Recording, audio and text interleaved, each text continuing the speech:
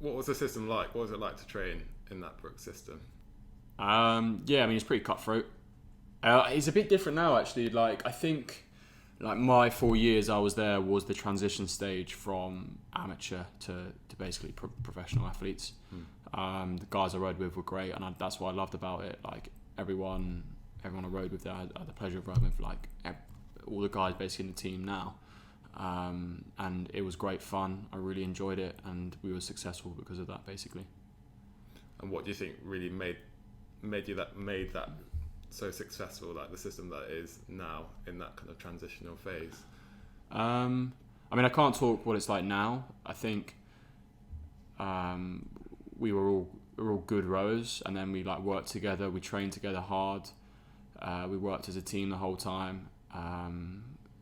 I think, I put it down to a lot of kind of that teamwork between the athletes, really, and having that good work ethic and a good environment to train in. Okay, and was it like quite an open system in terms of like selection and off-topping and changing out of boats? Is that what kind of made it so competitive? Or yeah, I guess right on that point. Yeah, it was quite competitive. Selection was usually just done on telemetry. right? Wasn't much pairs rowing at all, really. Maybe like the week before trials, you jump in a pair, which is why none of us really did that well until we started properly doing a bit of pairs work in my later years. But yeah, I'd agree. There's a lot of like battle paddling, swapping people over between sessions, like Wimbledon sessions, which has got way softer now. Like back in the day, it was brutal. But then again, I quite enjoyed that, and I think I developed quite well because of that.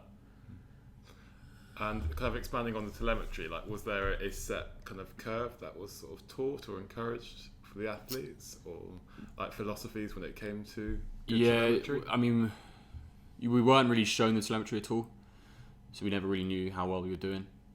It was only probably my last year where they brought in those boxes that you can see the curve. The kind of principles that we worked off was try and pick the boat up as quickly as possible, and very front end work driven. So you would want to bring the curve slightly further forward, and pick the boat up, especially in the 8, a little bit quicker. Those are the kind of things we worked on, trying to row as long as possible, as hard as possible, and quick off the front end, I guess.